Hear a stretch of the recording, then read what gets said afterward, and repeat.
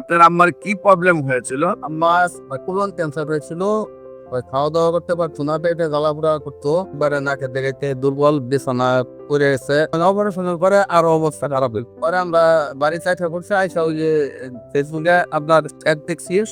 Add দেখে পরে আমি ওই হোয়াটসঅ্যাপে যোগাযোগ করলে পরে মোটামুটি মানে মাসখানেক ওষুধ খাওয়ার পরেই অনেকটা রেজাল্ট পাওয়া গেছে এবং এখন ভালোই বলতে গেলে। আসসালামু আলাইকুম ওয়া রাহমাতুল্লাহি ওয়া বারাকাতুহু। সম্মানিত দেশবাসী, আমি cancer specialist doctor S M Sarwar. বিশেষ করে আজকে একজন ক্যান্সার রোগীর সাথে আমরা সাক্ষাৎ করব, যিনি একেবারেই মরণাপন্ন অবস্থায় ছিলেন। রোগীর ছেলের সাথে কথা বলছি। আপনার নাম? মোহাম্মদ জাহাঙ্গীর আলম। মোহাম্মদ জাহাঙ্গীর আলম। আপনার পিতার নাম? মোহাম্মদ আব্দুল খালেক। মোহাম্মদ আব্দুল খালেক। আপনার মায়ের নাম? আমার নাম রাবিয়া। রাবিয়া খাতুন। রোগী আপনার কি হয়? আমার আম্মা। আপনার আম্মা। আপনাদের গ্রামের বাড়ি কোথায়? গ্রামের বাড়ি পৌরসভা 3 নম্বর। পৌরসভা 3 নম্বর। পৌরসভার নাম কি? বালুকা পৌরসভা। বালুকা পৌরসভা। Post office? Post office Baluka. থানা? থানা বালু। জেলা হলো ময়মনসিংহ। ময়মনসিংহ। আপনার আম্মার কি প্রবলেম হয়েছিল? আমার কোলন ক্যান্সার হয়েছিল।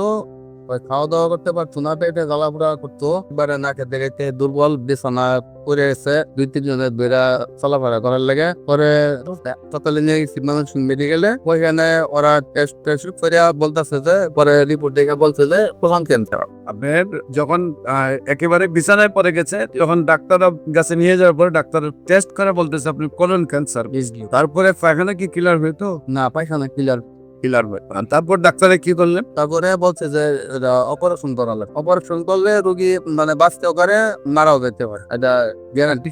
পরে আমরা একবার প্রথমে ভয় পেয়ে গেছি, তখন অপারেশন না করে বাড়িতে নিয়ে এসে পরে এভাবে আরো 2-3 মাস গেছে। যাওয়ার পরে রোগী পেলে আস্তে আস্তে আরো খারাপের দিকে যাইতেছে। পরে চিন্তা করলাম যে বাঁচতে পারবো বললে মোট দয়া অপারেশন করাইলে। পরে আবার নিয়ে গেছি মেডিকেলে, দয়া ভর্তি করাইলাম। ভর্তি করে প্রায় মাসটা হাসপাতালে থাকছি। তারপরে অপারেশনের ডেট দিছে, পরে অপারেশন করা হয়েছে। অপারেশন করার পরে 7 দিন পরে ছুটি দিছে। ছুটি বাড়িতে আসছি।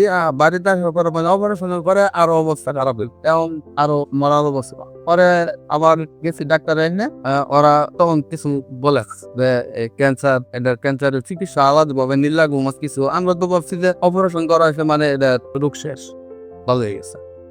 তারা আর বলে নাই যে ক্যান্সারের পরবর্তীতে থেরাপি দিতে লাগবো বা কিছু দেওয়া লাগবো বলা। পরে মাসখানিক আছে, মাসখানিক পরে ওই যে সার্জারি বিভাগের যে প্রধান, উনি বাহিরে ক্লিনিকে প্রাইভেট ভাবে দেখে, ওনার এখানে আমরা প্রাইভেট ভাবে দেখাইছি। পরে ওই স্যারের গেছি, স্যারে বলতেছে আপনারা এখন কেন আসছেন, রুগীটার একবারে মানে মাইরা নিয়ে আসছেন শেষ পর্যায়ে, এতদিন কেন আপনারা চিকিৎসা শুরু করেন নাই? আমরা বলছি আমাদের কিন্তু স্যার হাসপাতাল থেকে বলে নাই যে এটা ক্যান্সারের চিকিৎসা করতে কিছু, আমরা তো জানি। পরেও এখান থেকে আর ডাক্তার চিকিৎসা দেয় না, দিলে আমরা বাড়িতে একটা বসছি। আইসা ডাক্তারের চিকিৎসা দেয় নাই, বলতে আর চিকিৎসা নাই, আপনার বাড়িতে চলে যাবো। পরে আমরা বাড়ি চাইতে করছি, আইসা ওই যে ফেসবুকে আপনার অ্যাড দেখছি। অ্যাড দেখে পরে আমি ওই হোয়াটসঅ্যাপে যোগাযোগ করলে পরে আমি এতটা বিশ্বাস করিনি। পরে আমি একদিন আমার সরকারের নিয়ে আসছি, মানে এখানে লোকের সমুদ্রে আসছি যে এটা আসলে কতটা সত্য যাচাই করার জন্য। কয়েকটা লোক ঘুরে দেখে গেছি, দেখছি যে না ঠিক আছে। তারপরে 1 সপ্তাহ পরে আমি আমাকে নিয়ে আসছি আর 4 মাস আগে। মোটামুটি মানে মাসখানেক ওষুধ খাওয়ার পরেই অনেকটা রেজাল্ট পাওয়া গেছে এবং মোটামুটি এখন ভালোই বলতে গেলে। আপনি আল্লাহ রসের সম্মতে নিয়মিত 4 মাস ওষুধ খাওয়াইছেন, এখন ভালো আছেন উনি। সম্মানিত দেশবাসী, বিশেষ করে আপনারা জানেন কোলন ক্যান্সার এটা হলো সবচেয়ে বেশি প্রবলেম, যেটা হলো বায়ু পথে যখন বাথরুম আসে না, জ্বালা যন্ত্রণা ব্যথায় মানুষের 1 ঘন্টাও বসে থাকার সুযোগ থাকে না। সেইখানে ওনারা কয়েক মাস চিকিৎসা করার পরেও ডাক্তাররা লাস্টে বলেছেন যে আর চিকিৎসা নিয়ে আপনার বাড়িতে নিয়ে যান।